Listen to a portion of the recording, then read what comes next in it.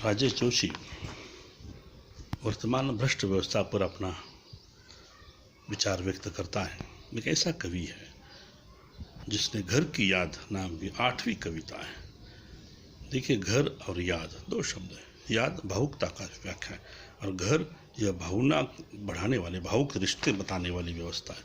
जब भावुक रिश्ते बनाने वाले घर की याद आती है, किससे आती है, क्यों आती है, आने के लिए किसने मजबूर कर दिया, ऐसे कई सवाल इस शीर्षक को लेकर हमारे मन में उत्पन्न होते हैं।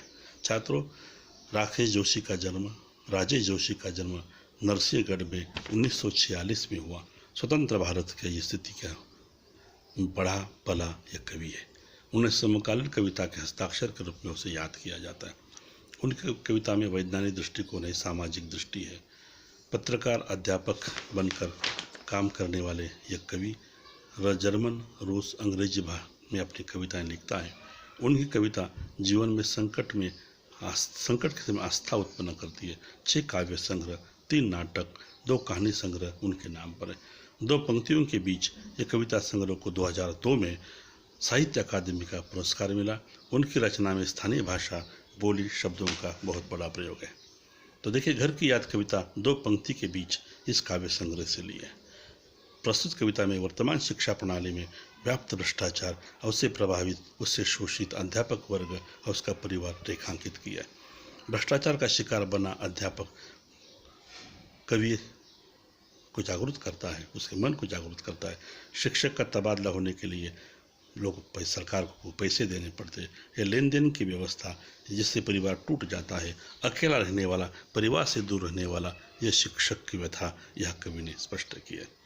राजेश जोशी के काव्य केंद्र में आम आदमी है। यहाँ भी एक अध्यापक है, बेचारा अध्यापक है जो भ्रष्ट व्यवस्था के खिलाफ विद्रोह नहीं करता है, सिर्फ शोषित बनता है। सबसे आदर्श और पवित्र शिक्षा मानी गई है, परंतु उस शिक्षा में कितना भ्रष्टाचार की जड़ें मजबूत बन गई है, इसके लिए कौन जिम्मेदार है? शिक्षा अधिकारियों की मनमानी, राजनीतिक नेताओं की भ्रष्ट नीति, पीड़ित अध्यापक, अर्थाभाव, असहाय जिंदगी जीने वाला ये शिक्षक है और उसी का दर्द भरी कहानी इस कविता में कवि ने स्पष्ट की है। कवि कहता है, वो चित्रण दिया है, कवि ने उसे देखा है, क्या स्थिति है। ढाबे के टूटी बेंच पर बैठकर चाय पीने वाला अध्यापक के मन में घर की याद आती है, जो फूंक जैसी पीड़ा उसके मन में रहती है। लंबे अरसे से परिवार से 250 मील दूर रह चुका है। 10 साल तक परिवार से दूर है, नौकरी कर रहा है, प्राइमरी स्कूल मास्टर है, उदास है। जब घर की याद आती है तो शराब पीता है। शराब पीकर लड़खड़ाता हुआ चाय पीने के लिए उस टपरी के सामने आता है और जीवन में जो उसका अकेलापन है वह तंग करता है, वह बात कहता है। शराब पीने के बाद अपनी व्यथा स्पष्ट करता है। घर से दूर होने के कारण, तबादले के कारण सैकड़ों अर्जियां शिक्षा व्यवस्था को दिए बदली, मगर उस पर कोई फैसला नहीं हुआ। 50 बार चक्कर काटे, आधी से आधी तनख्वाह उसके लिए खर्च की, मगर फिर भी हाथ में कुछ नहीं आया।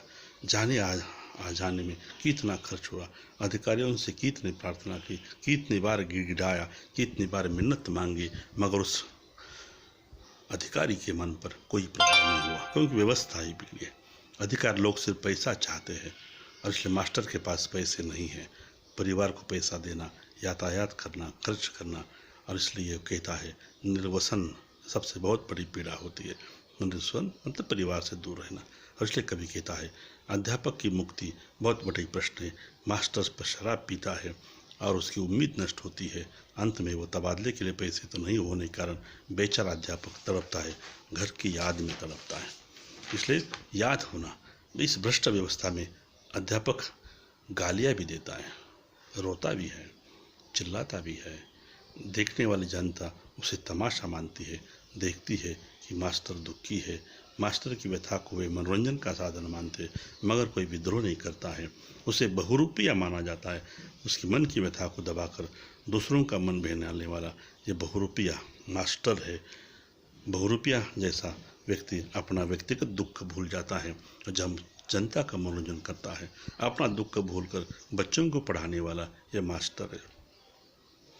रात के समय शराब पीता है, दिन भर अध्यापन बनता है, शिक्षा का कार्य करता है, दान ज्ञान का पवित्र दान देता है, मगर समाज उसे कुछ नहीं देखता। तमाशा देखने वाला समाज निश्चित रूप में अपना दर्द उस अध्यापक का दर्द नहीं समझता है। इसलिए टूटने वाले अध्यापक की और वर्तमान शिक्षा व्यवस्था पर कुठाराघात करने वाली यह उनकी कविता है। तो देखिए इस कविता पर कविता में कवि ने जो बातें की है, क्या कहा है कविता में, एक सोचने वाली, विमर्श करने वाली यह कविता है। भावुकता, मानसिकता उसमें। ढाबे की टूटी बेंच पर बैठकर चाय में डूबकर बन खाते वह मुश्किल से दबाता मन की हुक की घर की याद। मतलब चाय पीने वाला, शराब पिया हुआ व्यक्ति मास्टर आता है और मन में उसके जो हुक है, हुक मतलब पीड़ा है, दिल को चुभन है, अटका है, दिल टूट रहा है, घर की याद है और मुश्किल से कुछ कहता है। चेहरे को दबोच लेती है उदासी। वो चेहरा उसका उदास है क्योंकि परिवार से दूर है, पत्नी की याद है, बच्चों की याद है, माता पिता के सब देख याद आती है। अकेला रहा व्यक्ति देसी दारू पीता है, पैसा नहीं है, दारू की आदत क्यों लगी है? कहते मनुष्य अपनी व्यथा दर्द भूलने के लिए शराब पीता है, वो नशीला बनता है, इसलिए रात के समय शराब पीता है और सुबह दूसरे दिन विद्यानार्जन करता है। ये प्राइमरी मास्टर